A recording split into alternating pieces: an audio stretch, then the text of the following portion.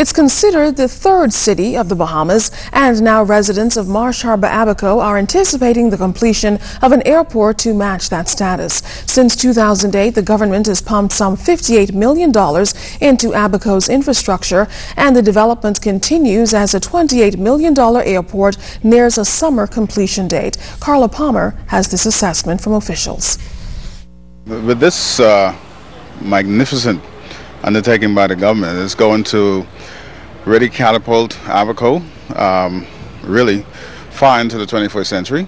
Bobby Jones is the assistant airport manager for both Marsh Harbour and Treasure Key International Airports. This proud Abaconian is speaking of the $28 million new Abaco International Airport under construction in Marsh Harbour. It's going to be a land site to be seen in Abaco.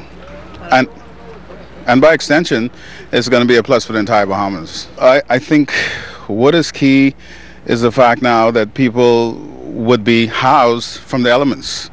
The elements has always been a challenge for us for years, whatever it is, whether it was wind, rain, and so now people will be in a comfortable environment. The outdated facilities handle more than 250,000 passengers annually. Now, 5 months into construction, the new airport is reportedly 60% complete with as many as 200 workers on site. Contractor Fletcher McIntosh is determined to meet the August deadline. Oh, we have a lot to be done.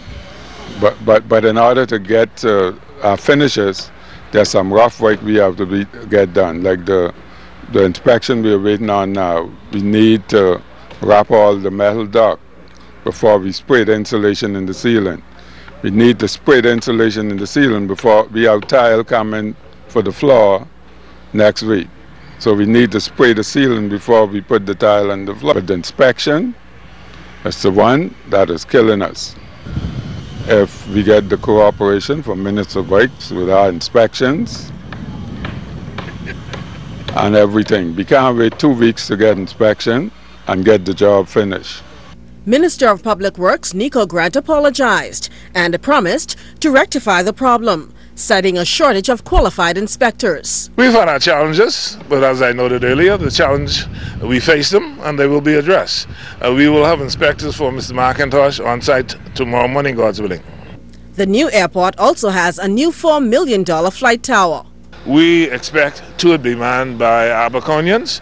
There's a recruitment program going on as we speak so that they can be trained in time to occupy the tower on completion of the building. Carla, ZNS News.